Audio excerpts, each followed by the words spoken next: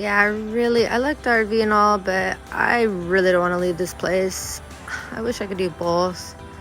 I really don't want to leave here. Like, everything's going so good. Why would I leave something that's working just to save money when I could afford this place? I just got the van because I'm just such a savage beach. I want to like save faster, and I really want to put money on property already.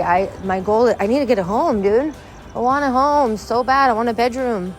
And so I thought the RV was a solution to that, but honestly, I feel like I should have just put a down payment on a place instead. But I love my work, so I don't want to leave San Diego yet, because how rare is it to find, like, I love all like 30 of my coworkers. There's not a single person that's annoying there, and that's so hard to find.